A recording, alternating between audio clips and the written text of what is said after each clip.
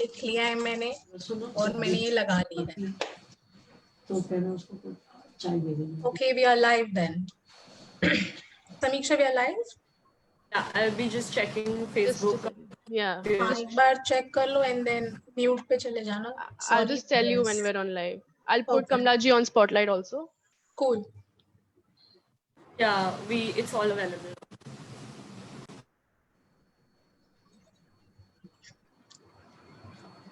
Start. ठीक है?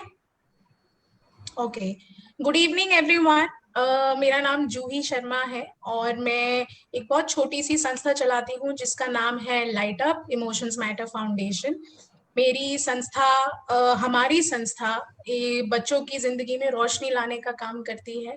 और हम ये काम कैसे करते हैं? हम लोग बच्चों की सोशल एंड इमोशनल स्किल्स पे काम करते हैं और उनकी इकोसिस्टम्स भी डेवलप करते हैं। उनकी इकोसिस्टम में टीचर्स आते हैं एंड पेरेंट्स भी आते हैं और इन प्रोग्राम का नाम हम बुलाते हैं सोशल इमोशनल लर्निंग प्रोग्राम्स। हम कहाँ कहाँ काम करते हैं? हम स्कूल्स में काम करते हैं, हम लोग हाई रिस्क स्पेसेस में लास्ट ईयर से काम करने लगे हैं और हमारी एसोसिएशन हमेशा से संजय कैंप से जुड़ी रही है जो कि चाणक्यपुरी में है। आज टीचर्स डे के ओकेजन पे हम लोग अपने आप को बहुत ज्यादा खुशनसीब मानते हैं कि कमला जी ने हमारे साथ जुड़ने के लिए हाँ बोल दिया और हम लोग बहुत बहुत एक्साइटेड हैं। एंड हम लोग कमला जी से काफी टाइम से एंगेज करने की भी कोशिश कर रहे थे और कमला जी काफी जगह एंगेज रहती हैं और काफी एक्टिव हैं अपने काम में, but thankfully and we are very very grateful and the timing couldn't be perfect कि कमला जी हमारे साथ टीचर्स डे पे एसोसिएट हो गई एंड जुड़ गई।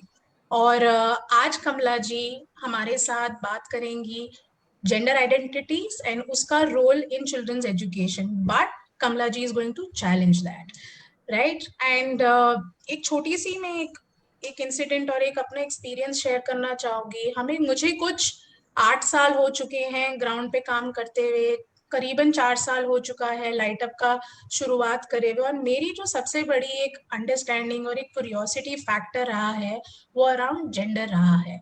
क्योंकि जब आप ग्राउंड पे काम करना शुरू करते हैं आप रियलाइज करते हैं आप जा रहे हैं एक सोशल प्रॉब्लम को सॉल्व करने, एक सोशल इशू को सॉल्व करने, बट जब आप ग्राउंड पे काम करना स्टार्ट करते हैं ग्रास रूट लेवल पे तो बहुत सारे सोशल इश्यूज इमर्ज होते हैं। और मुझे लगता है कि हर एक सोशल इशू में जेंडर का बहुत बड़ा रोल है, right? So I am very very grateful कि कमला जी हमारे साथ आज हैं टीचर्स डे पे, and very very happy teachers day Kamala ji. And मैं एक छोटा सा डिस्क्रिप्शन देना चाहूंगी कि कुछ वर्ड्स में, बट मैम का काम मुझे नहीं, कमला जी का काम हम छोटे से एक पैराग्राफ में नहीं बोल सकते हैं, but I will still go head and talk about Kamla Bhasin ji's work, which has been extensive and truly inspirational. Kamla ji is a social scientist by training, and Kamla Bhasin ji has been actively engaged with issues related to development, gender, education, media since 1970. हम सबकी उम्र का average मिला के भी उससे 2 decades डाल के आई थिंक कमला जी का एक्सपीरियंस रहा है जो आज वो हमसे शेयर करने वाली है। कमला जी संगत अ फेमिनिस्ट नेटवर्क के साथ काम करती हैं as an adviser, and Jagori as well, which is a women's resource and training center. Also, Jagori's Rural Charitable Trust as an active member.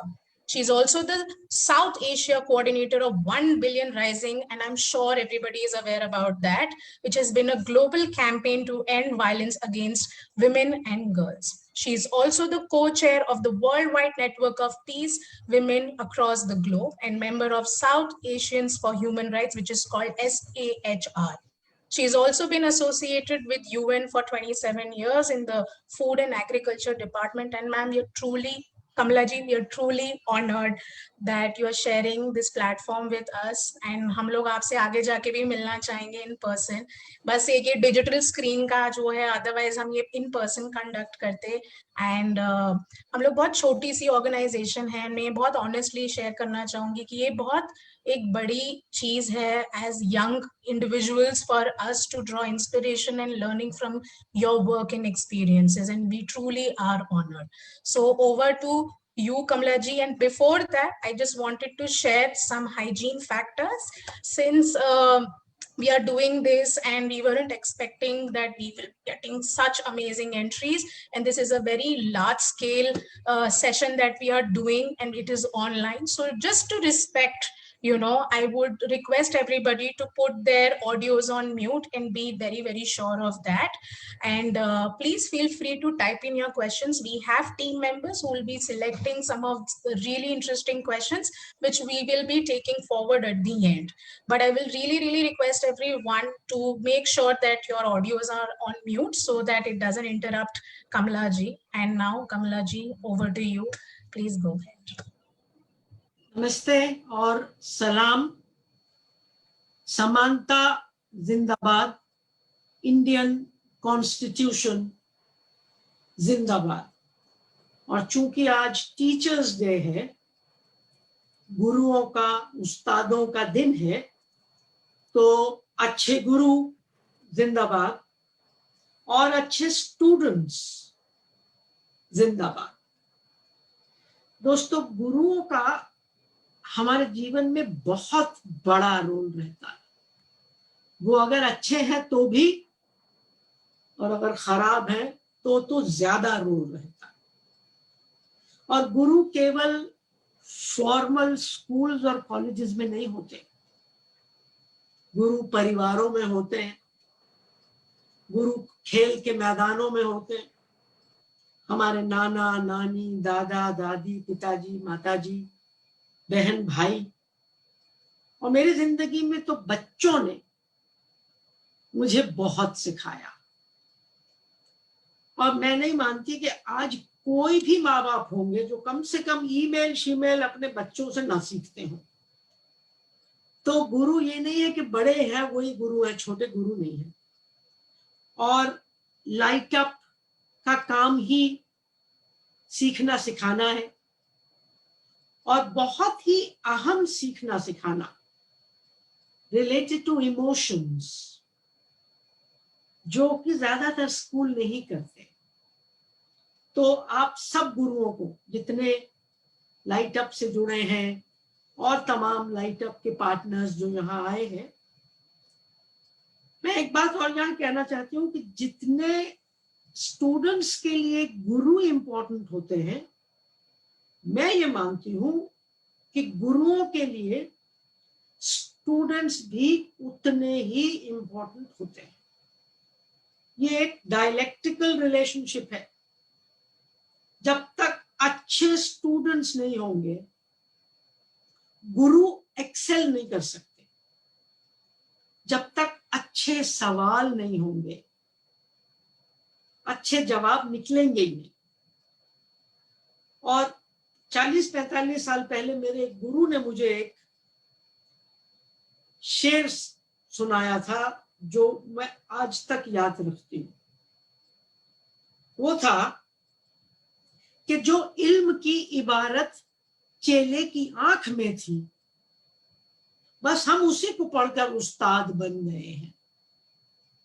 यानी वो जो क्वेस्ट ऑफ लर्निंग मेरे स्टूडेंट्स में थी, अगर वो ना होती तो मैं उस्ताद नहीं बन पाता। तो मैं आप सबको सलाम करती हूँ, and I hope today will also be this give and take relationship. अच्छा सुनो, एक बात पूछती हूँ, क्या आज की इस बातचीत को एक टॉर्च जैसा बना सकते हैं? टॉर्च, लाइट अप की बात हो रही है ना, ये संस्था का नाम है लाइट अप। तो अपन एक इस बातचीत को एक टॉर्च बना लें। क्या जो यहाँ पर हम बातचीत करते हैं उसको हम अपने जीवन पर डाल सकते हैं, सुनते वक्त भी और आज रात को भी, कल भी, परसों भी? तो एक टॉर्च तो आप ऐसा करना, जरा सोचना कि तुम लोगों की जिंदगी में कितने टीचर्स थे जो याद आते हैं आज तक। वो क्यों याद आते हैं, उनके अंदर क्या अच्छा था? तो ये जरा सोचना, ऐसे ही सोचना। टीचर्स डे है तो, और अगर उनका पता है, उनको सलाम भेज देना। मोहब्बत भेज देना, तुम्हें कोई आइडिया नहीं है। मेरे जैसे बूढ़ों को अगर कोई एकदम से कुछ लिखता है, कहता है अरे आपकी याद आ रही है टीचर्स डे पे, तो बहुत अच्छा लगता है। तो ये टॉर्च अपने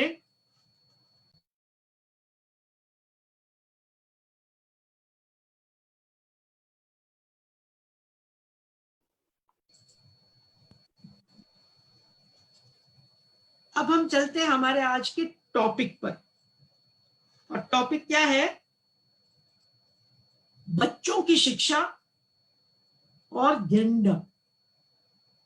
अब बच्चों की शिक्षा में तो कुछ कहने की बात है नहीं, बच्चों को उनकी जिंदगी के लिए तैयार करना।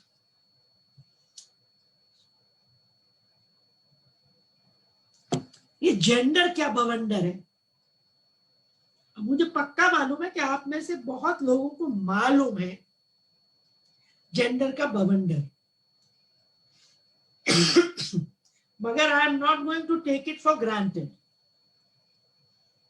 मैं तो समझाए बिना रुकूंगी नहीं, क्योंकि जेंडर एक नया कॉन्सेप्ट है और हम समझते हैं कि हमें मालूम है, मगर एक्चुअली हम इसको डिटेल में नहीं समझते। तो तुम सबकी इजाजत से मैं बताती हूं, लेकिन मैं इसको डिफाइन नहीं करूंगी दोस्तों। मैं 2 एग्जाम्पल्स देके समझाने की कोशिश करूंगी, ठीक है? तो देवयानी तुम मेरे साथ लगोगी? हाँ जी, हाँ जी। देवयानी, अगर मैं अभी अभी पैदा हुए एक बच्चे को ले आऊं, जस्ट बोर्न, वो बालक या बालिका एकदम नंगी नंगा है, लेकिन मैं उसका जो जेनिटल है, उसका जो सेंट्रल पार्ट है, उसको ढक देती हूँ। तो तुम सब उस बच्चे को पूरी तरह से देख सकते हो, मगर एक छोटी सी चीज नहीं देख सकते, वो है उसका जेनिटल। तो फिर क्या बता पाओगी तुम कि बच्चा लड़की है कि लड़का? नहीं, फीमेल? नहीं बता पाओगी। क्यों? क्योंकि जब बच्चे होते हैं तो जो बाद में बड़े होकर हमें डिफाइन कराते हैं कि जैसे secondary sexual characteristic and all, जिससे पता लगता है कि लड़का है लड़की है, वो तब तो तब पता नहीं लगेगा ऐसे। यानी सीधा सा आंसर ये है कि उस छोटे से फर्क के अलावा उनके शरीर में कोई और फर्क नहीं है। मानती हो? हाँ जी, दोनों के 2 हाथ हैं, 2 पैर हैं, 2 आंखें हैं, 2 कान हैं, हाँ जी, अंदर भी दिल है, फेफड़े हैं, इंटेस्टाइन्स हैं। तो कोई और फर्क नहीं, सिर्फ फर्क। अगर पीनस है यानी लिंग है तो वो लड़का है, मेल है। योनि है या वेजाइना है, तो फीमेल है। और बहुत ही रेयर केसेस में, मच लेस देन 1%, ये पता नहीं लगता कि लिंग है, जिनको हम कहते हैं इंटरसेक्स।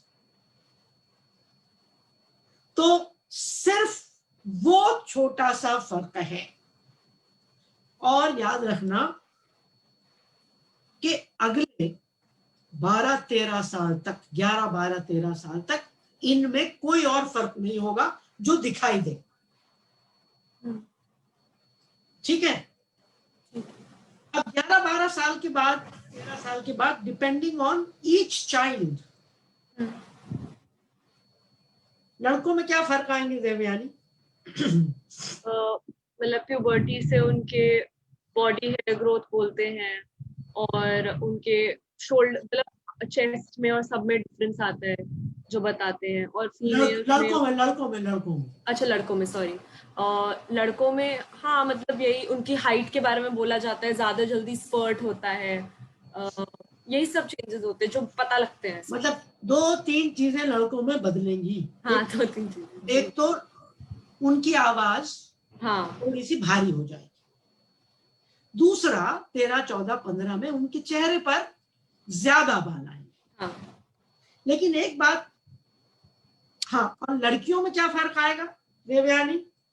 लड़कियों में ये होता है कि उनके ब्रेस्ट जो होती हैं वो ग्रोथ शुरू हो जाती है। जी। कुछ का ऑनसेट हो जाता है तो उससे भी बॉडी में चेंजेस आते हैं, पर आउटवर्ड इमीडिएटली पता नहीं लगते हैं। तो दो बड़े बड़े फर्क होंगे। दो बड़े बड़े फर्क। हाँ जी। मेंस्ट्रुएशन शुरू हो जाएगा, माहवारी, हाँ, ब्रेस्ट बड़ी हो जाएगी और हार्मोन्स हाँ। बदलने लग जाएंगे। जी। यानी 95% के करीब मेरे भाई की और मेरी बॉडी एक जैसी, सेम। हाँ जी। है ना? तो ये जो फर्क है मेल और फीमेल बॉडी में,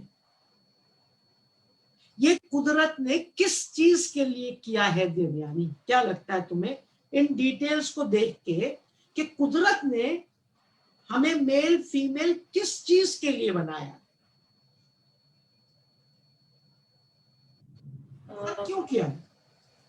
हाँ, लगाओ, दिमाग लगाओ यार देवयानी, कर लियो।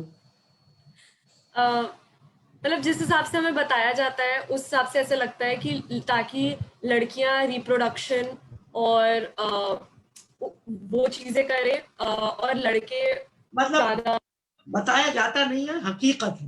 मतलब हम भी। हाँ जी, हाँ जी। ये हकीकत है, बताया जाता नहीं। मतलब बेचारे लड़कों के पास तो ना तो बच्चेदानी है, ना दूध पिलाने के लिए ब्रेस्ट है, तो वो तो कर ही नहीं सकते। तो कुदरत ने सिर्फ एक चीज के लिए हमें फर्क बनाया, ये बात समझ लीजिए। और वो चीज क्या है? रिप्रोडक्शन। प्रजनन के लिए हमें अलग बनाया है, मोटरसाइकिल चलाने के लिए अलग नहीं बनाया, प्राइम मिनिस्टर बनने के लिए अलग नहीं बनाया, किसी संस्था में कौन लीडर बनेगी बनेगा उसके लिए नहीं बनाया। कम से कम कुदरत ने नहीं बनाया। कुदरत ने सिर्फ एक चीज के लिए नर और मादा को अलग बनाया, और सिर्फ इंसानों में नहीं, जानवरों में भी, चिड़ियाओं में भी। और किसको ज्यादा जिम्मेदारी दी प्रजनन की? फीमेल को। फीमेल को ज्यादा जिम्मेदारी दी। ठीक है? तो as far as nature is concerned, सिर्फ प्रजनन के लिए। और प्रजनन कब होगा? जब कोऑपरेशन होगा। यानी हमें लड़की और लड़का एक दूसरे को छेड़ने के लिए, मारने के लिए नहीं बनाए, और कोई और रोल नेचर ने हमें नहीं दिया। तो इसको आजकल हम कहते हैं ये हमारी सेक्स, ये हमारी सेक्स है, बायोलॉजिकल डेफिनेशन, जो पूरी दुनिया में एक सी है। अमेरिका में भी एक जैसी है, गोरों में भी एक जैसी है, कालों में भी एक जैसी है, हिंदू में भी एक जैसी, मुसलमान में। अब हम चलते हैं एक और एग्जाम्पल पे, जरा सोचना पड़ेगा देवयानी। ठीक है। एक 6-7 साल के बच्चे बच्ची की बर्थडे है, और 25-30 मिडिल क्लास बच्चों को बर्थडे पे बुलाया है दिल्ली में, और ये बर्थडे संडे को मनाई जा रही है। कोविड से पहले की बात है, आजकल की बात नहीं है। अब इसमें बच्चे सज के आए हैं, जच के आए हैं, बर्थडे पार्टी में जो आए, तो क्या उनको देखकर हम बता सकते हैं कि इनमें लड़की कौन है, लड़का कौन है? जो तुम भी जवाब दे सकती हो। हाँ, इन्हें आप कर सकते हैं। हाँ, बता कर सकते हैं। सकते हैं कैसे? क्या क्या देख के बता सकती हो? क्योंकि लड़कियां ज्यादातर फ्रॉक पहनेंगी, स्कर्ट पहनेंगी, कुछ तरीके के रंग पहनेंगी, पिंक हो गया, वो हो गया। उनके अगर उनकी जो बर्थडे गिफ्ट्स भी आएंगे, अगर लड़की की बर्थडे पार्टी होगी तो उसकी थीम अलग होगी, लड़के की पार्टी होगी तो उसकी थीम अलग होगी। लड़के शॉर्ट्स में आएंगे, निकर्स में आएंगे, और उनका रिटर्न गिफ्ट भी मुझे लगता है कि जेंडर बेस्ड हो जाता है। आई थिंक मेरे हिसाब से हाँ उनके कपड़े देख के पहचान सकते हैं, हाँ कई केसेस में उनके बाल देख के पहचान सकते हैं। हाँ आजकल बहुत सी बच्चियां भी छोटे बाल रखती हैं, मगर हम स्टाइलिश छोटे बाल रखते हैं, और उन छोटे बालों में कहीं पर क्लिप हो सकता है, कहीं पर रिबन हाँ है, और फिर मुझे लगता है 6-7 साल की बच्चियों के कान छिद गए होंगे 99%, बिल्कुल। और हो सकता है कुछ ने चूड़ियां पहनी हो, काजल किसी ने लगाया हो, यानी कॉस्मेटिक्स होंगे, ज्वेलरी, जैसे मैंने कहा कान, खेल, वो क्या खेल रहे हैं उससे पता लग सकता है कई बार, कौन सी टॉयज वो खेल रहे हैं। अब देखें, आप दोनों एग्जाम्पल्स को जोड़ते हैं, नेचर ने इनको बिल्कुल अलग नहीं बनाया, अलग बनाया प्रजनन के लिए, वो कि बाद में आएगा, 15, 20, 25 साल बाद आएगा। आज ये सारा फर्क कहां से आया? इसको कहते हैं जेंडर। ये मेरा दुपट्टा, ये जेंडर। जो ही तुम्हारे कानों के वो बालियां जो लटक रही हैं, वो जेंडर है। हमारी बॉडी लैंग्वेज जेंडर है, हमारे खिलौने जेंडर है। तो जेंडर क्या है? ये सेक्स नहीं है। Sex biological definition, gender socio cultural definition. तुम लड़की हो, तुम ये पहनोगी, ऐसी दिखोगी, ऐसे खड़ी होगी।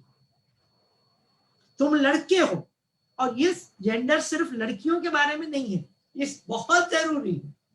तुम लड़के हो, तुम रोओगे नहीं, देखो।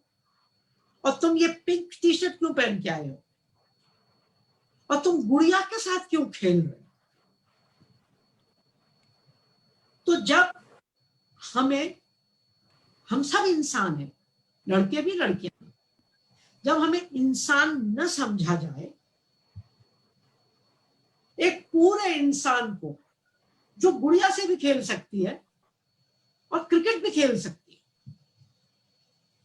जो पिंक भी पहन सकता है, व्हाइट भी पहन सकता है, इन पूरे इंसानों को जब हम आधे में बांट देते हैं,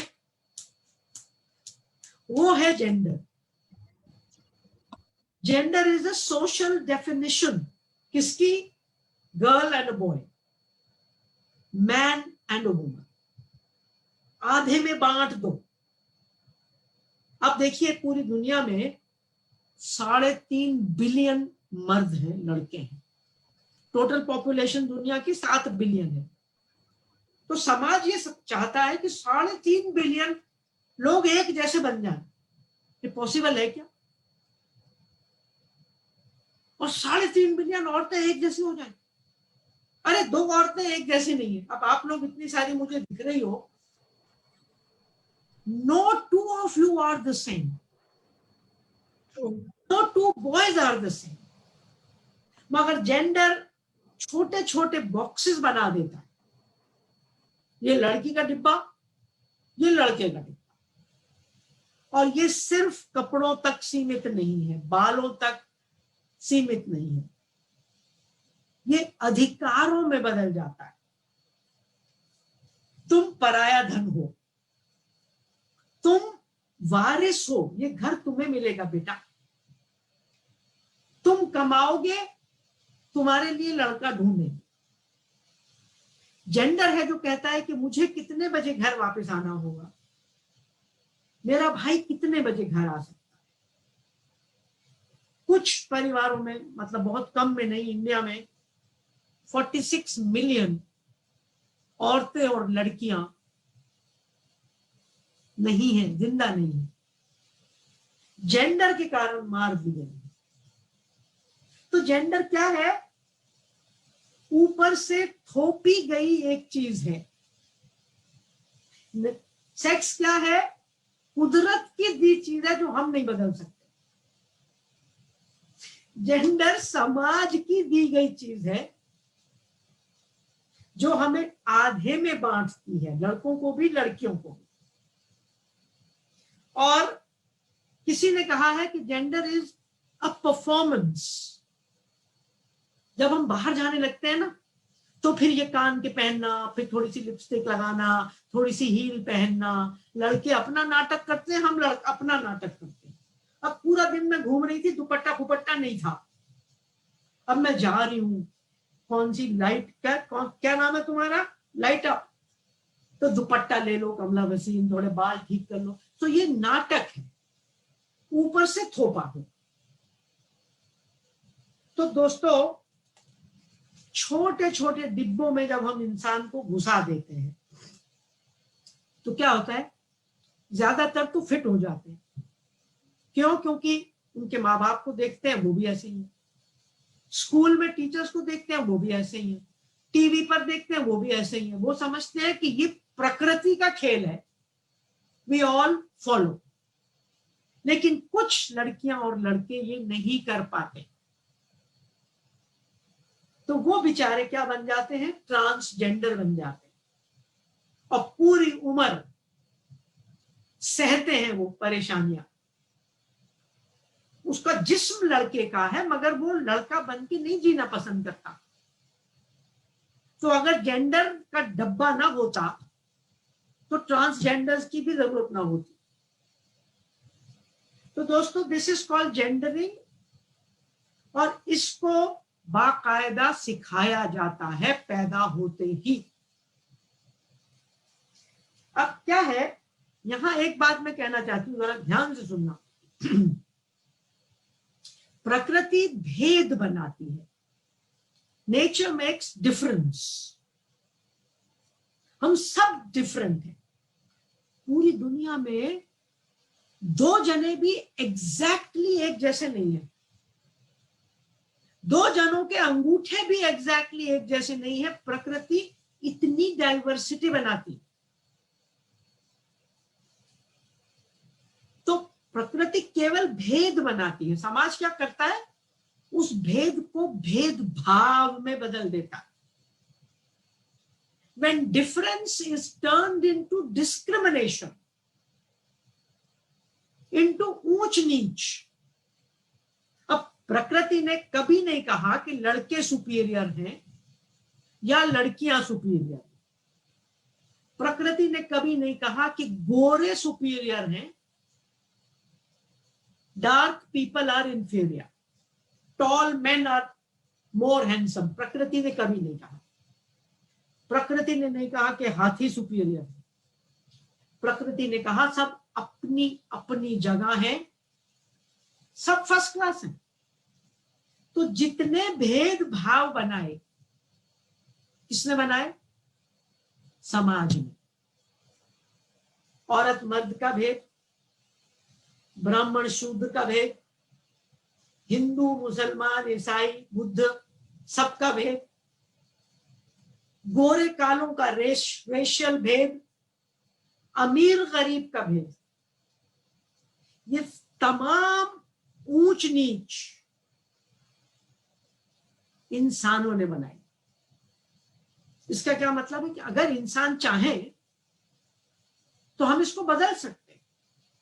इसलिए आज हम जेंडर पे बात कर रहे हैं। अगर हमें लगे कि जेंडर ठीक नहीं है, इससे हम सबको नुकसान हो रहा है, तो we can change it because we have made it. कुदरत को बदलना मुश्किल है, होता है आजकल। साइंस ने बना दिया है कि females can become males, but very long process. मगर जेंडर तो 1 मिनट में बदल सकते हैं। आज मेरे भाई घर में खाना बनाने लग जाए, आज प्रॉपर्टी मुझे भी देनी शुरू हो जाए, आज मुझे सड़कों पे ना छेड़ा जाए, ये तो हम इमीडिएटली बदल सकते हैं, हमारे अंदर है।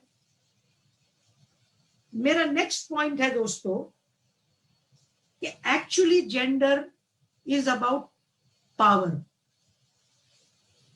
ये पॉइंट बहुत इंपॉर्टेंट है। जैसे caste is about power, race is about power. गोरे पावरफुल है, उनको अमेरिका में गोली मार के खत्म नहीं कर दिया जाए। कालों के साथ कुछ भी कर सकते हो। तो gender is basically about power. अगर हम इक्वालिटी चाहते हैं, जो कि हमारा संविधान चाहता है, हमारा संविधान कहता है औरत और मर्द बराबर है, तो पावर है ये, इसका मतलब जेंडर को बदलना लाजमी है। जेंडर को बिना बदले इक्वालिटी नहीं आ सकती। अब दोस्तों हिंदी में जेंडर को क्या कहोगे आप लोग, ये बताओ।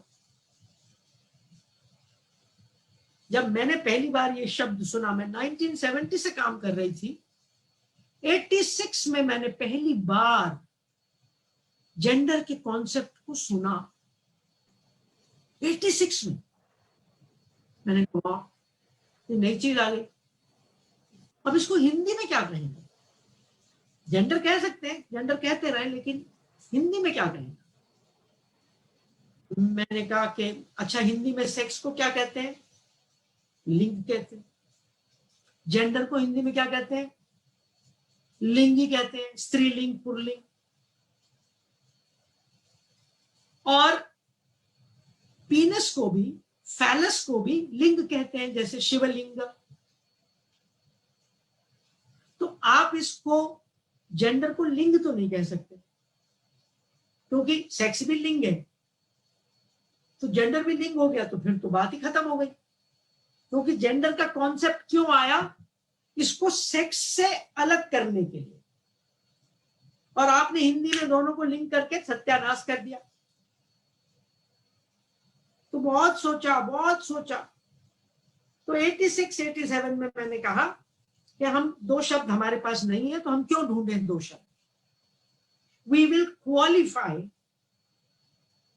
द वर्ड लिंग। सेक्स को हम कहेंगे प्राकृतिक लिंग, नेचुरल सेक्स। प्राकृतिक लिंग जो कुदरत ने हमें दिया। और जेंडर को कहेंगे सामाजिक लिंग। तो इसमें तो डेफिनेशन के, मतलब वर्ड के अंदर ही डेफिनेशन आ गई, बिकम मच सिंपलर। तो अगर आप जेंडर को हिंदी में कहते हैं, तो मेरी हाथ जोड़ के प्रार्थना है कि प्लीज इसको केवल लैंगिक समानता या लैंगिक असमानता ना कहें, सामाजिक लैंगिक। तो किसी ने कहा यार कमला, ये सामाजिक लैंगिक तो इतना लंबा है। मैंने कहा एसएमएस जो है वो बहुत लंबा है, शॉर्ट मैसेज सर्विस, उसको आपने एसएमएस कर लिया ना, तो सामाजिक लिंग को भी छोटा कर लो, बोलो सालिंग। और प्रालिंग प्राकृतिक लिंग, और सामाजिक लिंग। तो दोस्तों इसको अगर हिंदी में यूज करना है तो please it can only be सामाजिक लिंग एंड प्राकृतिक। Before I go to the next point, I want to ask you, and since you can't answer दोस्तों, कि जेंडर का कॉन्सेप्ट हम क्यों लाए। विमेन्स मूवमेंट वाले, विमेन स्टडीज वाले जेंडर का कॉन्सेप्ट क्यों लाए। एक ही कारण है, हम प्रकृति को और समाज को अलग करने के लिए लाए। क्यों? क्योंकि समाज क्या करता है, मुझे कहा गया कि कमला तुम सीटी नहीं बजा सकती हो क्योंकि तुम लड़की हो। तो ऐसा लगा जैसे भगवान ने मुझे सीटी बनाने लायक नहीं बनाया। तो जब मैं बच्ची थी तो मेरे पास शब्द नहीं था, मैं मम्मी को नहीं पूछ सकती थी कि अम्मा मैं सीटी सेक्स के कारण नहीं बजा सकती, कुदरत के कारण नहीं बजा सकती, या जेंडर के कारण। ये आपका कानून है समाज का या कुदरत का कानून है? कुदरत का कानून है तो मुझे मानना पड़ेगा, लेकिन अगर ये जेंडर का कानून है तो फिर आप भी सोच सकती हो ना कि ये ठीक है कि गलत है। आपकी बेटी अगर सीटी बजा ले तो मुश्किल क्या है। और देखिए सीटी में बजा सकती हूँ, मैं तो उंगली से भी बजा सकती हूँ ऐसे। पता नहीं आप लोग कितने लड़के आए हैं, कितने बजा सकते हैं, सुनोगे?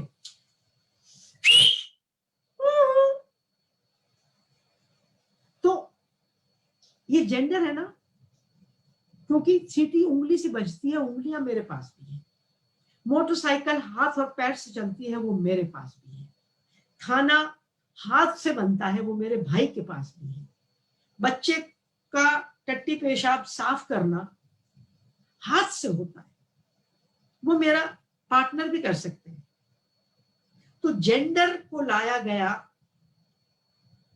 कुदरत ने जो दिया है उसको और जो समाज ने दिया है उसको अलग करने के लिए। तो दोस्तों, जो विमेन्स मूवमेंट है और जो मेरे जैसी बदनाम नारीवादी हैं, फेमिनिस्ट्स हैं, हम लोग सेक्स के खिलाफ नहीं है, हम बायोलॉजिकल डेफिनेशन के खिलाफ नहीं है, क्योंकि उसने हमें नीचे नहीं बनाया, उसने डिस्क्रिमिनेट नहीं किया, उसने तो हमें एक पावर दी, प्रजनन की पावर। तो उसने ऊंच नीच नहीं की, ऊंच नीच जेंडर ने की। तो हम केवल जेंडर के खिलाफ हैं, क्योंकि जेंडर समाज ने बनाया, औरत को नीचे, मर्द को ऊपर करने के लिए। अब मेरा जो नेक्स्ट बड़ा इंपॉर्टेंट पॉइंट है दोस्तों, वो ये है कि प्रॉब्लम जेंडर है ही नहीं। मैंने 20 मिनट तो लगा दिया, अब मैं कह रही हूं कि प्रॉब्लम जेंडर है ही नहीं। जेंडर तो एक प्रॉब्लम की देन है। It is a by product of the real problem. Now, what is the real problem? The real problem is patriarchy, जिसको हिंदी में कहते हैं पितृतंत्र। पेट्रियार्की, पिता का रूल। जैसे जेंडर एक पुराना शब्द था, उसको नया मीनिंग दिया गया, पेट्रियार्की भी एक पुराना वर्ड है, आज उसका मतलब बदल गया। पेट्रियार्की का मतलब है पिता का रूल, लेकिन आज इसका मतलब केवल पिता का रूल नहीं है, क्योंकि पेट्रियार्की केवल परिवार में नहीं है। पेट्रियार्की का रियल मतलब आज है पुरुष का रूल, मेल डोमिनेशन। क्योंकि पेट्रियार्की समाज में हर जगह है, सड़कों पर है, बस में है, मेट्रो में है, पार्लियामेंट्स में है। इंडियन पार्लियामेंट में 89% मर्द हैं, 11% औरतें हैं। एजुकेशन सिस्टम्स में है, 90% से ज्यादा वाइस चांसलर्स मर्द हैं, किताबें लिखने वाले मर्द हैं, पुलिस में है, बॉलीवुड में है, टीवी पर है। तो आज इसका मतलब पिता का रूल नहीं है, आज इसका मतलब है पुरुष तंत्र। पुरुष तंत्र क्या है? ये एक समाज व्यवस्था है जो ग्लोबल है, ये सिर्फ इंडिया में नहीं है, सिर्फ साउथ एशिया में नहीं, पूरी दुनिया में है। और ये क्या कहती है? इसके मैं इसको 3 भागों में डिफाइन करती हूँ। ये एक सोशल सिस्टम है। मेरी माँ ने अगर मुझे कहा कि सीटी मत बजा, तो मेरी माँ कोई खराब औरत नहीं थी, वो एक सोशल सिस्टम को फॉलो कर रही थी। उन्होंने वही सीखा था और वो मुझे सिखा रही थी। आपकी अगर किसी की मम्मी आपको कहती है कि 7 बजे के पहले आ जाओ, she is not a bad woman, she is only following a social system. वो उसी में पैदा हुई और उनको हुक्म है कि वो बेटियों को और बेटों को इसी तरह से पालेंगे। इस सोशल सिस्टम में पुरुषों को उत्तम माना जाता है। कैसे? प्रॉपर्टी फादर से सन को जाती है, परिवार का नाम फादर से सन को जाता है। अमेरिका में देख लीजिए, Martin Luther king senior, junior, Kennedy senior, Kennedy junior. कभी किसी महिला का नाम सुना है कैनेडी जूनियर या बुश जूनियर?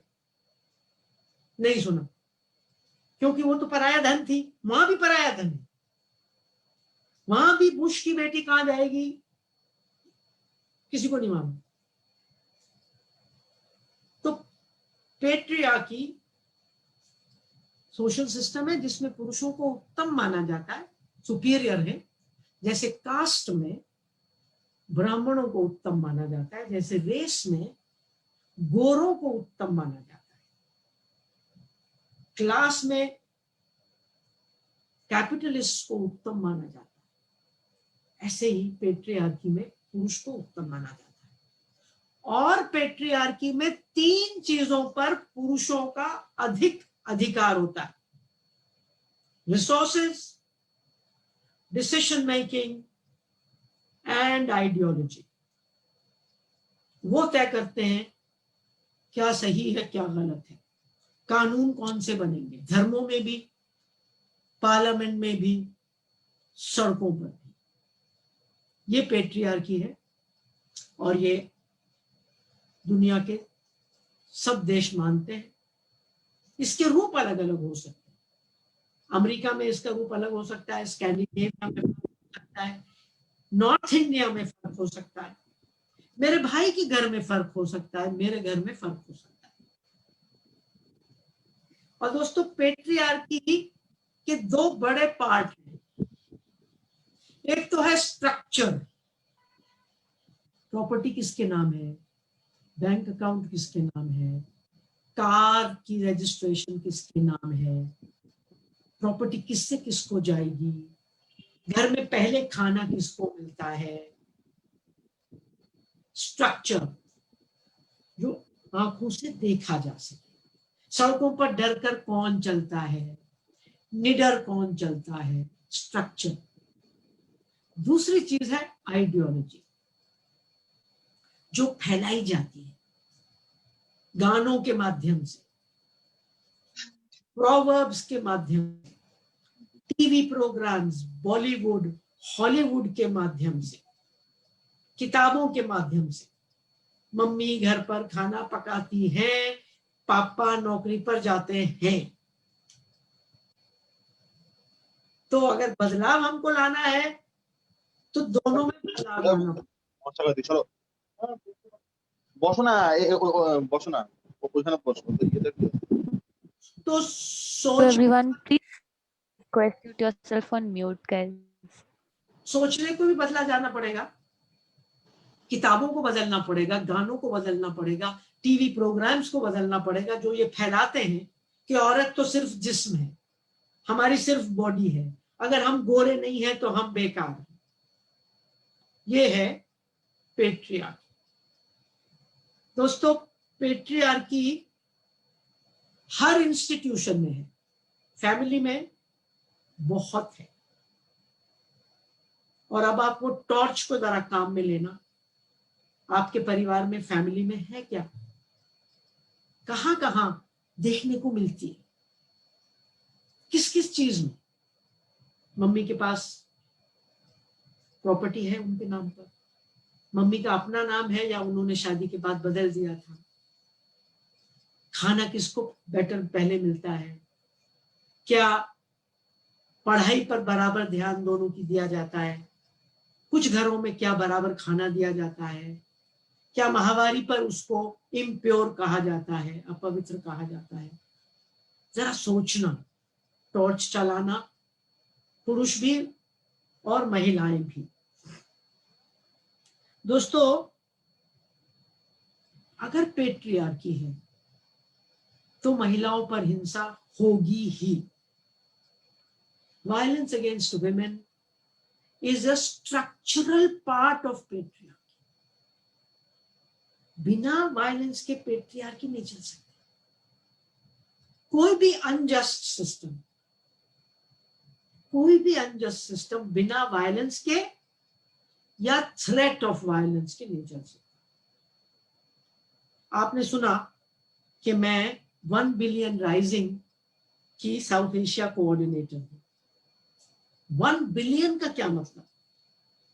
1 बिलियन का मतलब है कि पूरी दुनिया में 1 बिलियन 100 करोड़ औरतों पर हिंसा होती है।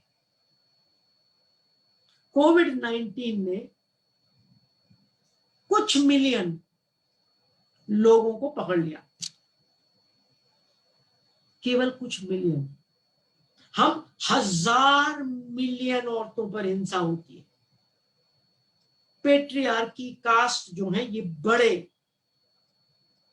वायरसेस हैं और इनके खिलाफ बहुत लोग वैक्सीनेशन भी नहीं ढूंढ रहे और लॉकडाउन में भी नहीं बैठे। इनफैक्ट कोविड-19 के लॉकडाउन में पूरी दुनिया में 20% डोमेस्टिक वायलेंस बढ़ गई है। ये कल यूनाइटेड नेशंस ने कहा है, कल। मतलब लॉकडाउन में जब हम एक दूसरे को देखना चाहिए, एक दूसरे को प्यार करना चाहिए, एक दूसरे को गले लगा के संभालना चाहिए, वहां मारपीट बढ़ गई। क्योंकि इमरजेंसी में जो अंदर है वही निकलता है। अगर अंदर वायलेंस है, इनइक्वालिटी है, तो वो निकलेगी।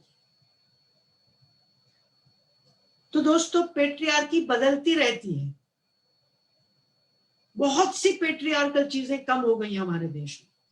जैसे सती होती थी, सती कम हो गई, बहुत कम हो गई, खत्म हो गई।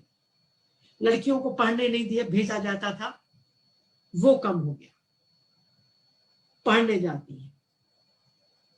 डायन प्रथा थोड़ी कम हो गई, मगर भ्रूण हत्या पहले से कहीं ज्यादा बढ़ गई। 44 मिलियन औरतें और लड़कियां भारत में कम है, 44 मिलियन। तो वायलेंस अगेंस्ट वुमेन तब तक खत्म नहीं होगी जब तक पेट्रियार्की और जेंडर खत्म नहीं होगा।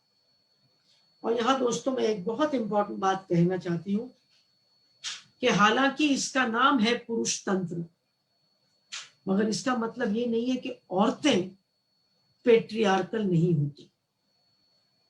औरतें भी पेट्रियार्कल होती हैं।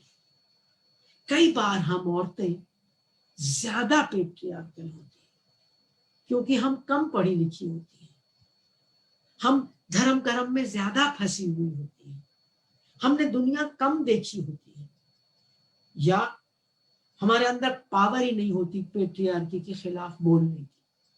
मुझे याद है कि बहुत सी चीजों में मेरे पिता मुझे ज्यादा आजादी देते थे मेरी माँ से, क्योंकि मेरे पिता चाहते थे तो वो रूल बदल सकते थे। मेरी माँ को नहीं लगता था कि वो रूल बदल सकती है। तो पेट्रियार्की का ये मतलब नहीं है कि सारे मर्द पेट्रियार्कल हैं और सारी औरतें पेट्रियार्की के खिलाफ हैं, बिल्कुल नहीं। और पूरे इतिहास में आप देख लें, हर वो पुरुष जो समानता में विश्वास रखते हैं, उन्होंने पितृसत्ता के खिलाफ बोला है। चाहे वो बुद्ध रहे हो, कबीर रहे हो, प्रॉफेट मोहम्मद रहे हो, बाबा साहब अंबेडकर, महात्मा गांधी, महात्मा फूले। साउथ इंडिया में कितने सोशल रिफॉर्मर्स पुरुष थे। कॉन्स्टिट्यूशन बनाने वाले 95% पुरुष थे। उन्होंने कॉन्स्टिट्यूशन में कहा औरत और मर्द बराबर है। अब इससे अगला पॉइंट यह है कि पेट्रियार्की का उल्टा क्या होगा जी। तो एकदम से लोग बोलते हैं पेट्रियार्की का उल्टा मेट्रियार्की होगा जी। मेरा जवाब है, आपका जवाब बिल्कुल गलत है जी। मलेरिया का उल्टा क्या निमोनिया होता है जी? मलेरिया का उल्टा निमोनिया नहीं होता है जी। मलेरिया का उल्टा होता है गुड हेल्थ। तो पेट्रियार्की का उल्टा मेट्रियार्की कैसे हो सकता है यार? पेट्रियार्की अगर बीमारी है, जो कि ये है, तो मेट्रियार्की भी बीमारी होगी। आज हम बेटियों को कह रहे हैं कि 44 मिलियन कम है, तो कल क्या बेटों को रोएंगे? और हम औरतें तो दोनों को पैदा करती हैं। कौन सी औरत चाहेगी कि कल से उसके बेटों पर अत्याचार हो? कोई औरत नहीं चाहेगी। और मैं किसी भी औरत को नहीं जानती, किसी भी नारीवादी को नहीं जानती जिसने कहा हो कि पेट्रियार्की की जगह हम मेट्रियार्की चाहते हैं। ये हमारे खिलाफ अफवाहें हैं लेकिन आप कहीं लिखित में ला दीजिए किसी औरत ने, किसी फेमिनिस्ट ने कहा हो। तो पेट्रियार्की का उल्टा है केवल और केवल equality, equality of rights, opportunities, resources. तो दोस्तों हम लोग पुरुषों के खिलाफ नहीं है, हम पेट्रियार्की के खिलाफ हैं। उसको औरतें भी मानती हैं। तो अगर कोई सास है जो अपनी बहू के साथ अत्याचार करती है तो हम उस सासू जी के भी खिलाफ है ना। लास्ट पॉइंट मेरा है, और मुझे लग रहा है कि टाइम मैंने ज्यादा ले लिया है, मगर मैं क्या करूं। Can you hear me? Yes ma'am, time ज्यादा नहीं है, सब सही जा रहा है। आप सही जा रहा है? तो मुझे लग रहा है हाँ, नहीं आप हैं ऑनलाइन। ओके, अगर चला जाए तो हो सकता है कि बत्ती चली गई है। हाँ, कोई बात नहीं, कोई बात नहीं। अब हम आते हैं थर्ड पॉइंट हमारा, education, children's education and gender. अब आप जेंडर जानते हैं कि ये एक औरत और मर्द में, लड़के और लड़की में भेद फैलाने की तरकीब है पेट्रियार्की को इंप्लीमेंट करने के लिए। तो एजुकेशन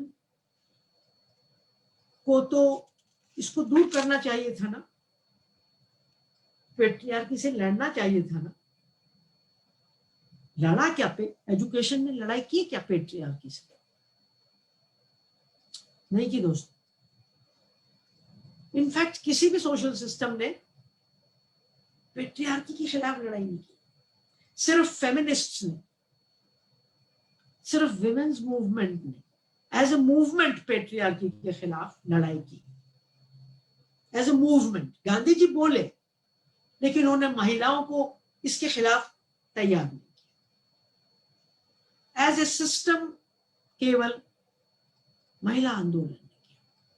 एजुकेशन देखिए, जब फॉर्मल एजुकेशन शुरू हुई, कहां शुरू हुई थी?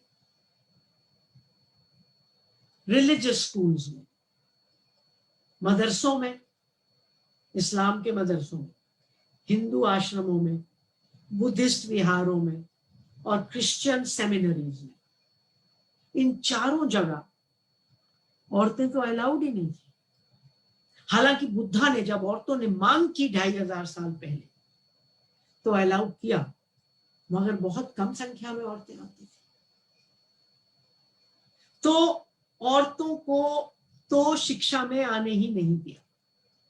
जैसे गरीबों को शिक्षा में आने का कोई मौका नहीं था, दलितों को भी शिक्षा में आने से रोका गया, ब्लैक्स को फैसिलिटीज नहीं दी गई।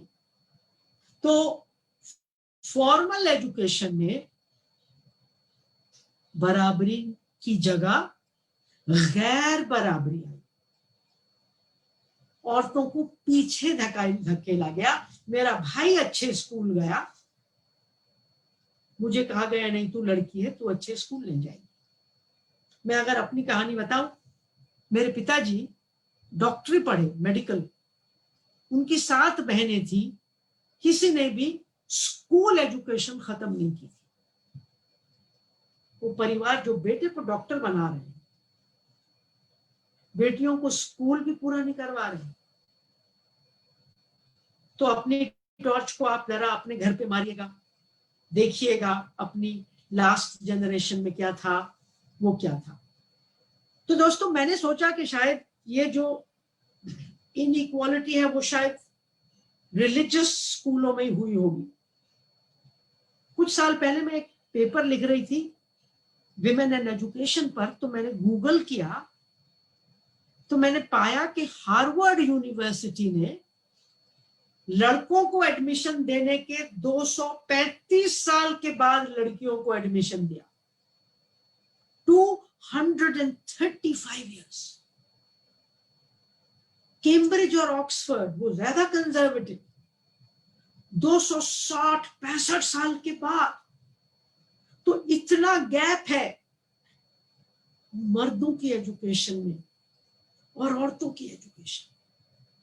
आज भी आप देखिए लड़कियों को कितनी जल्दी हम स्कूल से निकाल लेते हैं, कभी शादी की वजह से, कभी घर के काम की वजह से, कभी कहीं बलात्कार ना हो जाए उसकी वजह से, कभी हॉस्टल में नहीं भेजना उसकी वजह से। तो अनफॉर्चुनेटली दोस्तों, एजुकेशन जो हमारा संबल बन सकती थी, जो हमें आगे ले जा सकती थी, उसने नहीं किया। लेकिन आज जब लड़कियों को मौका मिला है तो आप देखिए कि क्या छलांगे मार रही हैं। आज स्कूल में टॉप करती हैं, कॉलेजेस में टॉप करती हैं। 250 साल के फर्क के बावजूद मौका दे तो हम छलांग लगा सकते हैं। आज भी बच्चों की एजुकेशन पर जाके टॉर्च मारिएगा कि इंग्लिश की फेयरी टेल्स अगर हम सुनाते हैं तो क्या आज भी हम सिंड्रेला की कहानी नहीं सुनाते, जो किसी राजकुमार का इंतजार करेगी और राजकुमार उसको बचाएगा? या वो कौन सी थी, स्नो वाइट। स्नो वाइट है पहले तो, गोरी चिट्टी है, और जिसमें स्टेप मदर है जालिम। तो हर जगह जेंडरिंग एजुकेशन में होती रहती है। और मुझे बहुत दुख होता है कि हमारे कॉन्स्टिट्यूशन में समानता की बात है, मगर आज भी ये कहानियां आम हैं जो हमारे अंग्रेजी स्कूल यानी सुपीरियर स्कूलों में पढ़ाई जाती है। हम लोगों ने, विमेन्स मूवमेंट ने 80s से इसके खिलाफ आवाज उठानी शुरू की और कहा कि जेंडर स्टीरियोटाइपिंग को टेक्स्ट बुक्स में बंद करना चाहिए। और मुझे लगता है कि 85 से आज तक एनसीईआरटी वगैरह ने बहुत काम किया है, बहुत इम्प्रूवमेंट आया है, मगर अभी और इम्प्रूवमेंट की जरूरत है। कुछ और देशों में दोस्तों इस पर बड़े तेजी से काम किया जा रहा है, और खासतौर से स्कैंडिनेविया में कुछ स्कूल्स हैं, वहां तो आप आज ही और शी भी नहीं कह सकते, क्योंकि वो कहते हैं कि इससे स्टीरियोटाइपिंग होती है। तो वहां वो नए शब्द निकाल रहे हैं। वहां फर्क नहीं कर सकते कि लड़की क्या खेलेगी, लड़का क्या खेलेगा, क्योंकि रिसर्च ये बताती है कि अगर आप स्टीरियोटाइप करेंगे तो लड़के और लड़कियों दोनों को नुकसान होगा, परिवारों को नुकसान होगा, समाज को नुकसान होगा और दुनिया को नुकसान होगा। आज दोस्तों पूरी दुनिया की जितनी सरकारें हैं वो कम से कम थ्योरेटिकली ये मानती हैं कि डेवलपमेंट के लिए जेंडर इक्वालिटी एसेंशियल है। आज हम सब ये मानते हैं कि जब तक औरत आजाद नहीं होगी, मर्द आजाद नहीं हो सकते। अगर मेरे भाई को मेरे लिए दहेज इकट्ठा करना है, मेरे लिए लड़का ढूंढ के लाना है, मुझे प्रोटेक्ट करना है, तो भाई कैसे आजाद हो सकता है? बिल्कुल आजाद नहीं हो सकता। अगर मेरे भाई पर पितृसत्ता का दबाव है कि केवल तुम कमाओगे, तो वो तो पोएट बनना चाहता है मेरा भाई, वो तो डांसर बनना चाहता है।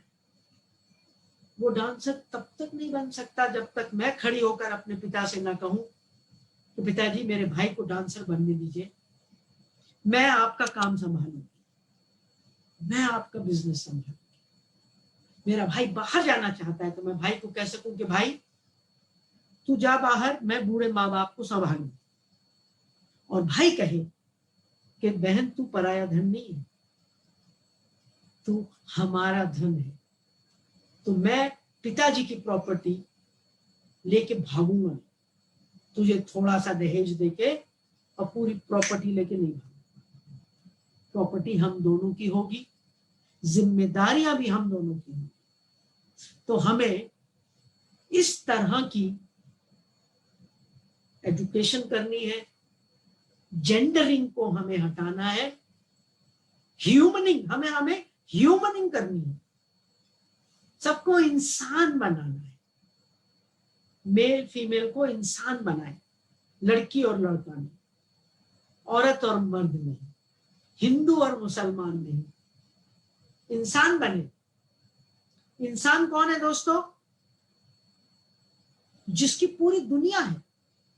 अगर मैं इंसान हूं तो पूरी दुनिया मेरी है, मैं पूरी दुनिया की हूं, वसुदेव कुटुंबकम।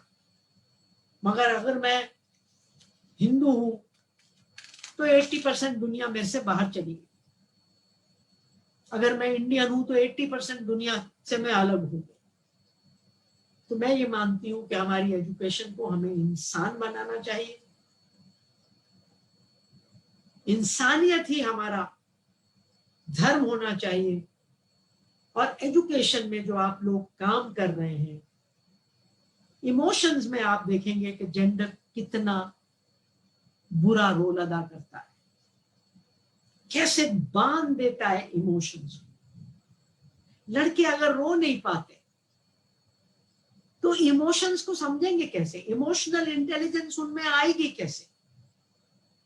तो लड़के इमोशन ना समझे, लड़कियां रैशनैलिटी ना समझे, दोनों 50-50 हो जाएं।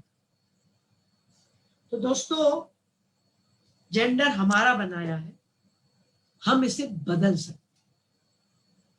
अपने परिवारों में तो आज से बदल सकते हैं। और खास तौर से जो लड़के हैं, पुरुष हैं, वो इसको थोड़ा ज्यादा आसानी से बदल सकते हैं, क्योंकि फिर सत्ता में आपके पास ज्यादा अधिकार है। और एंड में मैं ये कहना चाहती हूँ कि फेमिनिज्म लड़के और लड़कियों दोनों के लिए जरूरी है, क्योंकि फेमिनिज्म का मतलब है औरत और मर्द में बराबरी।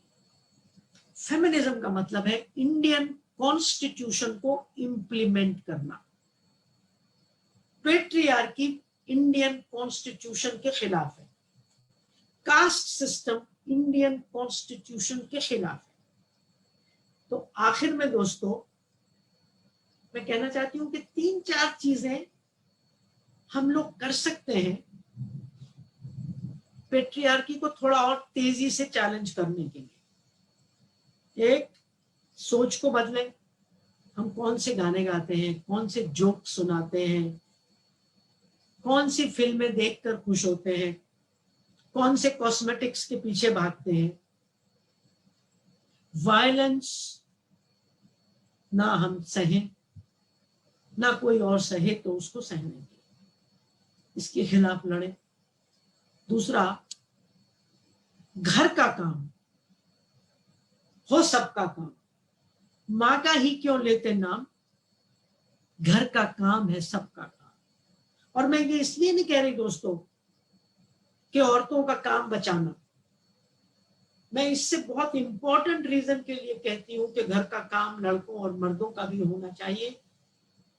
क्योंकि मैं ये मानती हूं कि अगर लड़कों और मर्दों को जेंटल बनाना है, कोमल बनाना है, ममतामयी बनाना है, this is the best way.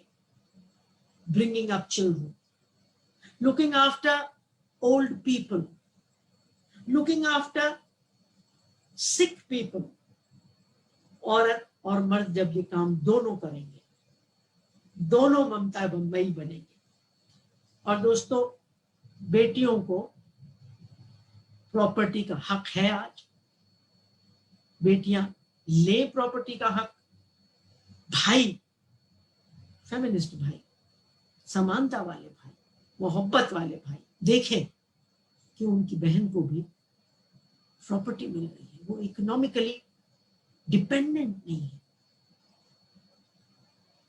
And में दोस्तों, मैं सुनाना चाहती थी आपको एक कविता, लेकिन टाइम बहुत हो गया, तो अब मैं यहीं रुकती हूं।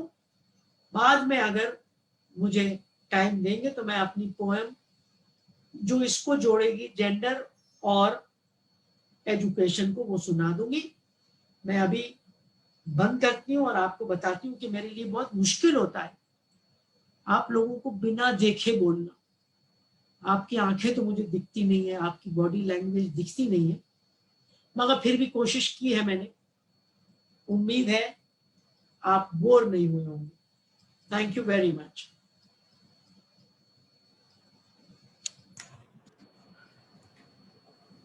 Thank you Kamala ji. अभी हाँ जी, एक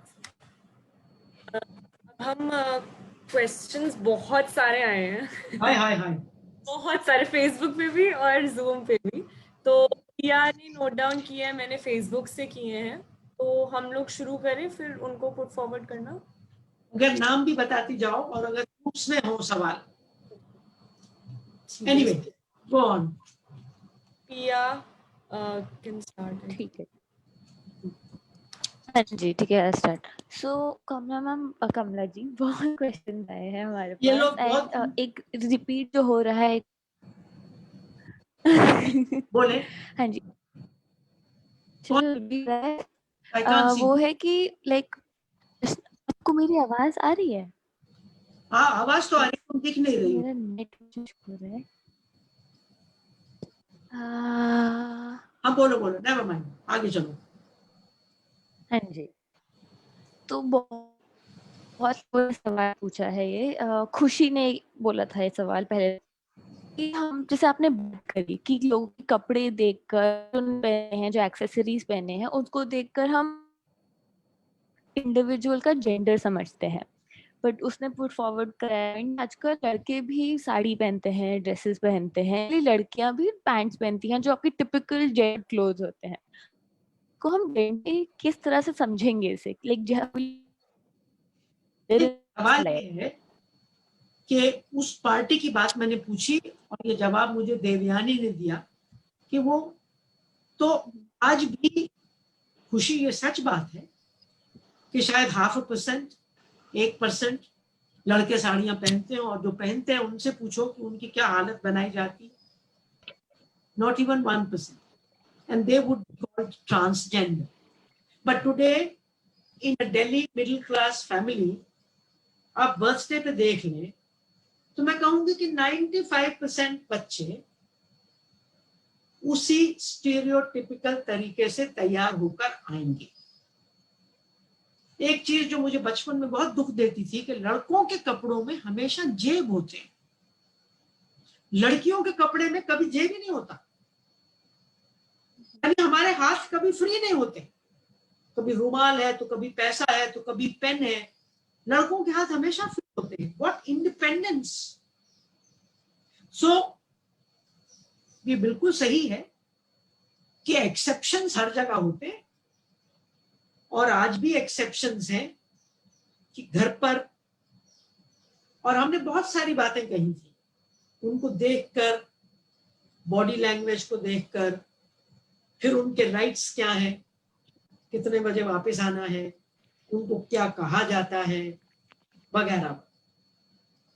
but if you are saying that there are exceptions, I agree totally.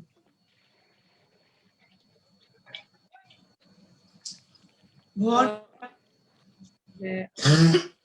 Facebook पे जोई से आया था, how do we approach recognition of multiple genders and trans children in schools? How can we encourage or bring about an administrative change in using gender neutral uniform terms, etc.? सबसे पहले तो अभी तक कितने schools हैं जो transgender की बात भी कर रहे हैं। तो I have only one way of bringing about change, only one: discussion. Give information, talk about it, take up cases like that which are there, so that it's not only theoretical. इसके अलावा तो मेरे पास कोई रास्ता नहीं है, कोई और रास्ता नहीं है। हर चीज को, जेंडर को बदलने के लिए, पेट्रियार्की को बदलने के लिए, कास्ट को बदलने के लिए, हर गलत चीज को बदलने के लिए, क्योंकि हम लोग कोई टेररिस्ट तो है नहीं कि बंदूक लेके बोलेंगे कि भैया ये करो। So sensitization, talking about these things. क्या ये गलत है अगर कोई लड़का कहता है कि मुझे लाल रंग पसंद है या साड़ी पसंद है, वो किसी को नुकसान पहुंचा रहा है क्या? या मैं कहूं कि मुझे लड़कों के साथ खेलना पसंद था मेरे बचपन में, मेरे खेलने से किसी को नुकसान हुआ क्या? नहीं हुआ। तो discussion, sensitization, giving information, showing videos, films, etc., etc. And teaching by example. सबसे ज़्यादा सिखाने का तरीका है by example. That's what I feel. Thank you. Next. कमला जी को सवाल आया तरफ से. I feel that without gender, lots of people face identity crisis. So she wants to know what your take is on this, and she's extended her question by saying, so can a genderless society be created, given that some gender identities are held close by people? इनका नाम क्या है? कोई नाम है इनका? जिन्होंने सवाल पूछा है उनका नाम है? तृप्ति. तृप्ति. तो तृप्ति, जेंडरलेस सोसाइटी मैं तो चाहती हूँ, उसका मतलब क्या है? उसका मतलब है कि हम किसी को फोर्स ना करें. तो अगर मैं दुपट्टा लेना चाहती हूँ गर्ल, तो जेंडरलेस का ये मतलब नहीं है कि आप मेरे को दुपट्टा ही नहीं पहनने दोगे. जेंडरलेस का मतलब होगा कि आप उनके पैदा होते ही जेंडरिंग नहीं करोगे, कि तुम तो पिंक पहन ही नहीं सकते. Because you have a penis you can not wear pink, और तुम तो रो ही नहीं सकते. तो ये जो आज हम हाफ बना रहे हैं बच्चों को, इंसान बनाने की जगह जो हम गर्ल एंड बॉय बना रहे हैं, वो तो खत्म होगा. जेंडरलेस, कास्टलेस क्या होगा? कि भाई कोई शूद्र ना हो, कोई जन्म से ब्राह्मण ना हो, जो वो चाहते हैं. तो अगर लड़की क्रिकेट खेलना चाहती है तो खेले, लड़का क्रिकेट खेलना चाहता है तो भी खेले. जेंडरलेस का ये मतलब नहीं होगा कि अब उसको उल्टा ही करना पड़ेगा कि वो क्रिकेट नहीं खेल पाएगा. बिल्कुल नहीं. तो सवाल ये है कि आज हम कितने लोग अपनी मर्जी से जेंडर को अपनाते हैं. हमारे पास कोई टेस्ट नहीं है, हम यही देखते हैं चारों तरफ. हम समझते हैं कि ये नॉर्मल है. हर एक की माँ या सलवार कमीज पहनती है या साड़ी पहनती है, नॉर्मल है. हर एक के पिताजी ऐसे रहते हैं, ये नॉर्मल है. हम ये कह रहे हैं कि जेंडर नॉर्मल नहीं है, और ये टाइट बॉक्सेस में हमें बांटता है. आज आइडेंटिटी क्राइसिस है. ट्रांसजेंडर्स को, तमाम लोगों को, वो आइडेंटिटी क्राइसिस खत्म हो जाएगा. ज्यादा आजादी मिलेगी, और जैसा मैंने कहा, हम इंसान के रूप में बदलेंगे. और दोस्तों, मैं यहाँ एक बात कहना चाहती हूँ कि पैट्रियार्की में केवल औरतों को नुकसान नहीं होता, जेंडर से सिर्फ लड़कियों और औरतों को नुकसान नहीं होता, मर्दों को भी बहुत दर्द, बहुत नुकसान होता है. उनके ऊपर भी बहुत बोझ होते हैं. अब आप देखिए, जो फार्मर्स हैं वो सुसाइड करते हैं. उनको लगता है कि एज अ मैन उन्हें कमाना चाहिए था, वो नहीं कमा पाए, वो लोन नहीं दे पाए, तो कमिट सुसाइड. ये जो लड़के कोटा जाते हैं कॉम्पिटिटिव एग्जाम की तैयारी करने, फेल हो जाते, सुसाइड कर लेते. मैं लड़का हूं, मेरे माँ बाप ने मेरे ऊपर इतना खर्चा किया और मैं पास नहीं हो पाया. मुझे लगता है कि आइडेंटिटी क्राइसिस, इमोशनल क्राइसिस दबाव से ज्यादा आएगा, फ्रीडम से कम आएगा. मेरा ख्याल है, करके देखते. Thank you. बहुत ही ऐसे हिट कर गया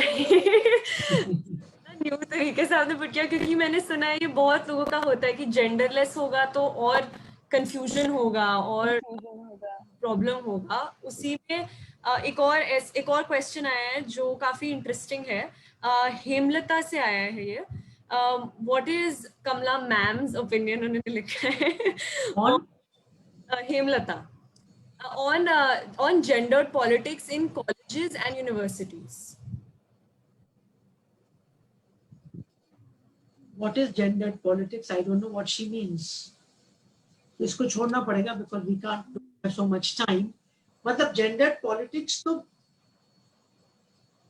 पहली बात तो एक बात बता दूं कि जेंडर शब्द जो है ना ये न्यूट्रल है. Gender doesn't mean equality. It does not mean inequality. Gender only means social definition of a girl and a boy. तो गवर्नमेंट ऑफ इंडिया ने एक स्कीम बनाई जेंडर चैंपियंस. कॉलेजेस ने जेंडर चैंपियंस की एक स्कीम निकाली. अब जेंडर चैंपियन कौन होता है? मेरे हिसाब से खाप पंचायत जो लड़कियों को टेलीफोन देने से मना करते हैं वो भी तो जेंडर चैंपियन है. मेरी माँ जो मुझे कह रही है कि तू सिटी मत बजा वो भी तो जेंडर चैंपियन है.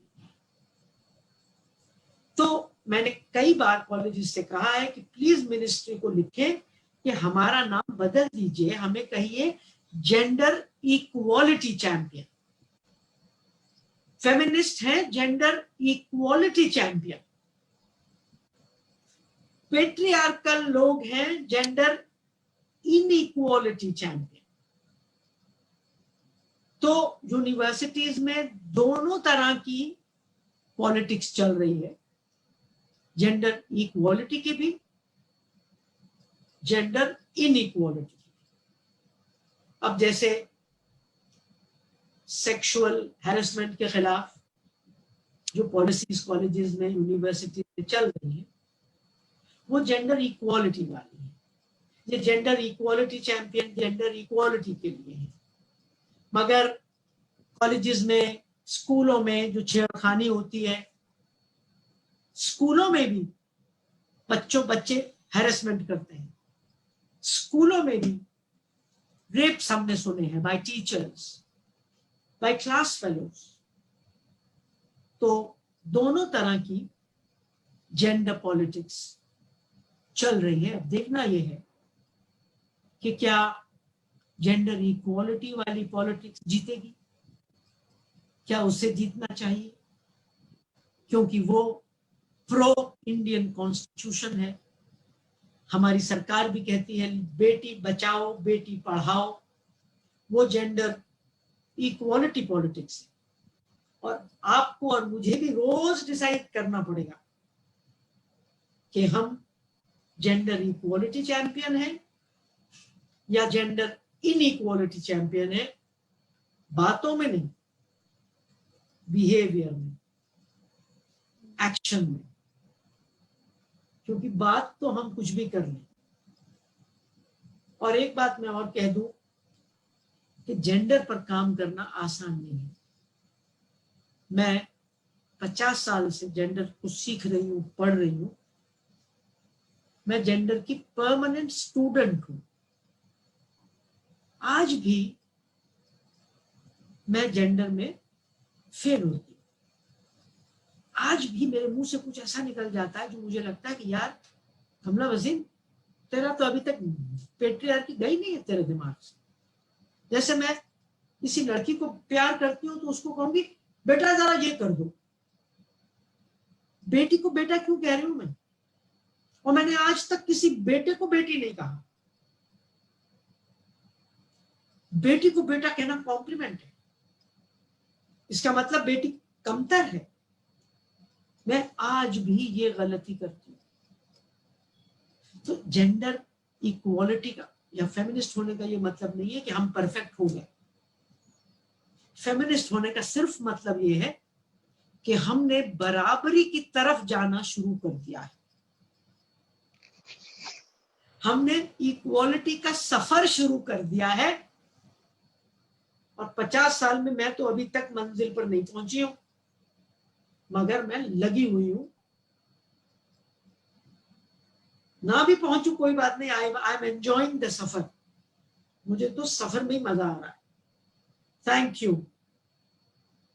Next ma'am ma'am. एक है जी पिया मैम आयन रेला बोले। की तरफ से। जी पिया मैम। हाँ जी, समीक्षा मैम थी क्या? कमला कौन जी मैम को थी? क्वेश्चन आया है अयन रेला की तरफ। अच्छा, नहीं, अयन रेला की तरफ से आया है एक सवाल। और ये मतलब हम I would like to conclude with important question that she is asking. जैसे आपने बात करी about in what feminism means. So I think this trying to talk about in this session. So she take on the discrimination faced by the gender community. Evils of patriarchy has been faced by the trans community face them. I How can can't we educate I can't children? Here. ये जो आवाज है वो cut cut के आ रही है। I couldn't hear it. Oh, Divyani, can you? I think my net is. Yeah, can you send the question across to Devyani or me and we can read it out? Yeah, I'll just do that.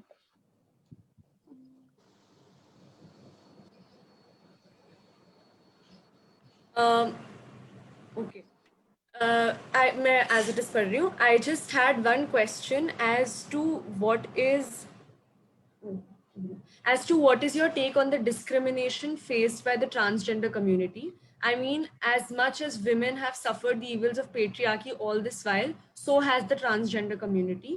How can we educate children and those who lack this understanding about them? I've already answered this question. I am very unhappy about any discrimination. And दोस्तों, there are many kinds of feminists. My kind of feminism is intersectional feminism.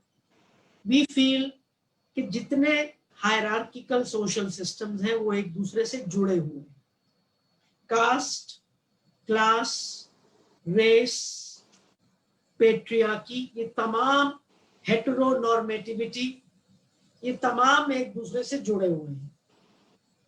इन सबको हटाना पड़ेगा, तभी बराबरी आएगी. तो obviously any feminist would be unhappy about the transgender community's suffering, about the suffering of all LGBTIQ people, about the suffering of Dalit women, obviously. And अगर मैं तो ये समझती हूँ, but I am a student of transgender issues. अगर gender ना हो तो ट्रांसजेंडर की समस्या ही नहीं होगी, और जेंडर है पेट्रियार्की की वजह से. So patriarchy and gender are responsible for the creation of transgender people and that pain which they suffer, which they should not suffer.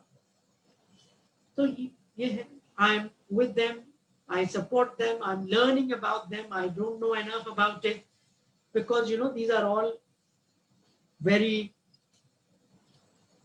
complex issues. You have to learn about them. ये नहीं कि मैं नारीवादी हूं तो मुझे सब आ गया समझ में, नहीं, मुझे नहीं आता है, मैं सीख रही हूँ, मैं गलतियां करके सीख रही हूँ. Thank you. This was the last. Thank you Kamala ji, thank you so much. या ये लास्ट क्वेश्चन था. और कमला जी, अगर आप जो आप कह रही थी कि आप एक पोएम लेकर आई हैं, क्या आप उससे एंड करना चाहेंगी? मैं चाहूंगी कि उससे एंड कर दूं. और वो पोएम है कि हाँ, कुछ लोगों ने सुनी होगी. एक पिता अपनी बेटी से कहता है कि अरे पढ़ना है, तुम्हें क्यों पढ़ना है, पढ़ने को बेटे काफी है, तुम्हें क्यों पढ़ना है. तो बेटी ने कहा कि पिताजी अगर पूछा ही है तो सुनो, मुझे क्यों पढ़ना.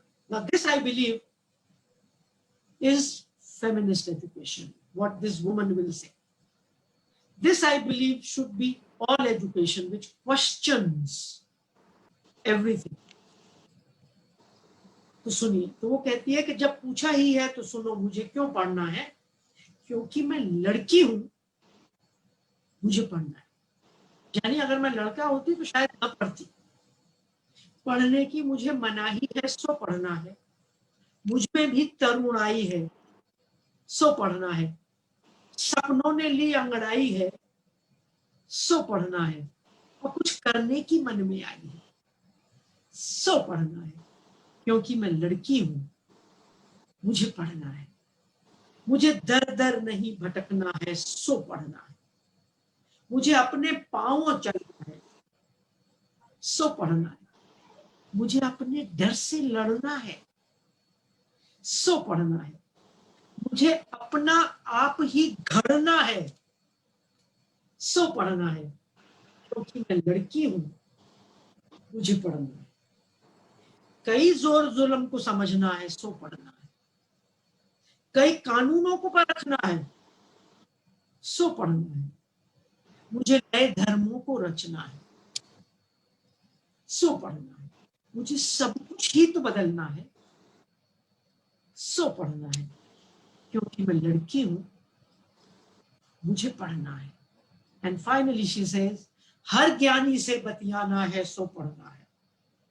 I want to have a dialogue with every wise person. हर ज्ञानी से बतियाना है, सो पढ़ना है। मीरा राबिया का गाना गाना है, सो पढ़ना है। मुझे अपना राग बनाना है, सो पढ़ना है। और अनपढ़ का नहीं जमाना है, सो पढ़ना है। क्योंकि मैं लड़की हूं, मुझे पढ़ना। आप सबने बहुत प्यार से सुना, ध्यान से सुना, बहुत शुक्रिया। आखिर में यही कहूंगी कि वो जो टॉर्च का प्रॉमिस किया था, टॉर्च लेके जाना और अपने जीवन में क्या चल रहा है उसको देखना, that is the most important step towards gender equality. औरों की बातें कर लेना, उसको क्या हो रहा, उसको क्या हो रहा। आई विश कोई भी सवाल आपकी अपनी जिंदगी से आया होता, सारे सवाल बाहर से आए। तो खुद को समझना, खुद से सवाल करना, खुद को बदलना, that should be our journey. All the best. खुदा हाफिज, नमस्ते, सलाम।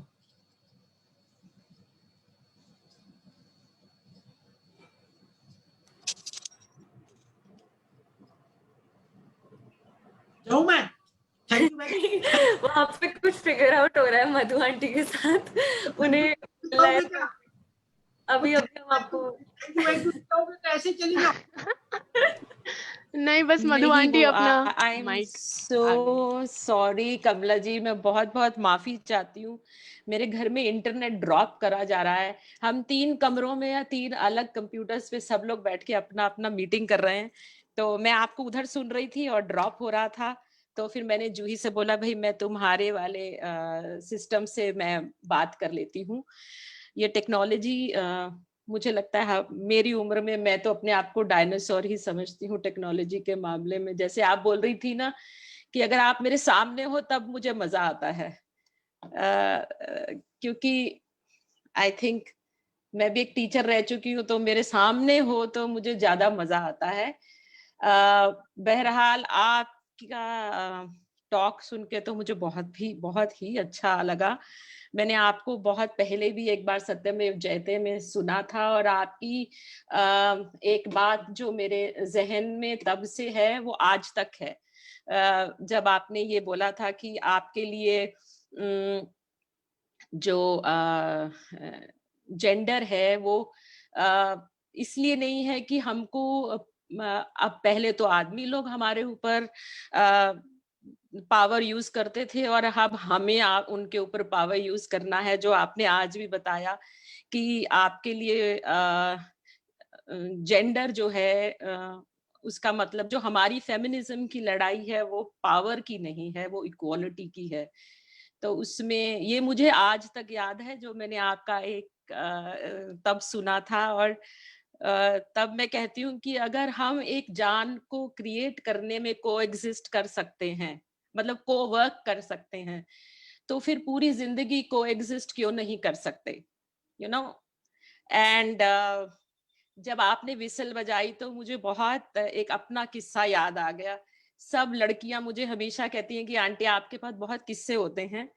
तो मुझे याद है क्योंकि मैं एक स्पोर्ट्स गर्ल हूँ, तो मैं अपने आप को अभी भी गर्ल कह रही हूँ, तो क्योंकि मैं एक स्पोर्ट्स पर्सन हूँ, तो आई थिंक 1978 की बात है, मैं पिलानी में एक एथलेटिक मीट पर गई थी और वहां पर कुछ लड़के मेरे आगे विसल बजा रहे थे, तो मुझे लगा कि मुझे भी विसल बजानी आनी चाहिए। तो मेरी साथ वाली लड़की ने बोला, तू विसल बजाएगी ना तो सारे लड़के तेरे पीछे आ जाएंगे। तो मैंने बोला कि नहीं, मैं ये विसल बजाने का हक खुद को देना चाहती हूँ। और आप सोचिए नहीं कि मैंने 1 घंटा प्रैक्टिस करी और विसल बजाई। और तो तब से मुझे लगता है कि मैंने अपने आप को ये हक दिया कि मैं अपने आप को इक्वालिटी में ही रखूंगी। एंड उसका श्रेय मैं अपनी माँ को देती हूँ, क्योंकि वो हमेशा मुझे, हम सबको बोलती थी कि आप लोग किसी से कम नहीं हो। और टाइम कम है, लेकिन एक छोटा सा किस्सा और, कि जब मेरी शादी हुई तो मेरी सास ने मेरी माँ से बोला कि मेरे बेटे बहुत अच्छे हैं, वो सब बात मान कर चलते हैं। शायद वही उन्होंने बात कही कि बिल्कुल लड़कियों जैसे हैं। तो मेरी माँ ने कहा, मेरी लड़कियां बिल्कुल लड़कों जैसी हैं और वो सब करती हैं जो लड़के करते हैं। तो आई थिंक वही जो इक्वालिटी का जज्बा है वो हमेशा से मेरे साथ रहा है। और आपकी बातें सुनकर इतना अच्छा लगा। और जो एक आपकी बात शायद मैं अपने साथ हमेशा याद रखूंगी और शायद कोट भी करूंगी बहुत जगह, कि हमारे कपड़ों में कभी जेब ही नहीं थी। आजकल तो फोन भी हैंड्स फ्री हो गए हैं और हमें अभी तक हैंड्स फ्री नहीं किया है दुनिया ने। तो वो फ्रीडम हमें आज भी छीननी पड़ती है, पर कोई बात नहीं, हमारा सफर है और हम एंजॉय भी कर रहे हैं, लेकिन कम से कम उस राह पर चल तो रहे हैं। जैसे आपने बोला, बहुत खूबसूरती से आपने सेक्स, जेंडर, पेट्रियार्की, एजुकेशन का मतलब समझाया, उनमें डिफरेंस समझाया और उनमें कनेक्शन समझाया। I think every one of the participants goes more motivated उस राह पर चलने के लिए, या उस जर्नी में आपके प्रेरणा से चलने के लिए। आई थिंक हम सब काफी प्रेरित हुए होंगे आज की टॉक के बाद। आई थिंक इसी से हम एंड करते हैं, वक्त भी हो गया है। आपका बहुत बहुत शुक्रिया। आई थिंक जवान बच्चों को जो आपने प्रोत्साहित किया है, वो आई थिंक उनको ये जरूरत है, क्योंकि मैं ये जानती हूँ आप और मैं जो भी राह बनाएंगे उस पे ये बच्चे तभी चल पाएंगे जब हम इनको वो रास्ता इनके लिए भी खुला करेंगे। और आपने वही किया है। आज हमारे इस संस्थान को, जो एक बहुत छोटा और नया है, आपने आकर हमारा स्थान थोड़ा ऊंचा कर दिया है। तो हम बहुत खुश हैं कि आप हमसे जुड़े हैं, और हमें मालूम है आप हमेशा अपना साथ हमें देते रहेंगे। बहुत बहुत शुक्रिया आपका कि आप आई। और बस मैं ये कह रही हूँ कि हम इस आजादी की जिंदगी और सफर पर चलने के लिए चलती हूँ मैं, और अपने आप को कहती हूँ कि हाँ, मैं विसल बजा सकती हूँ। Thank you.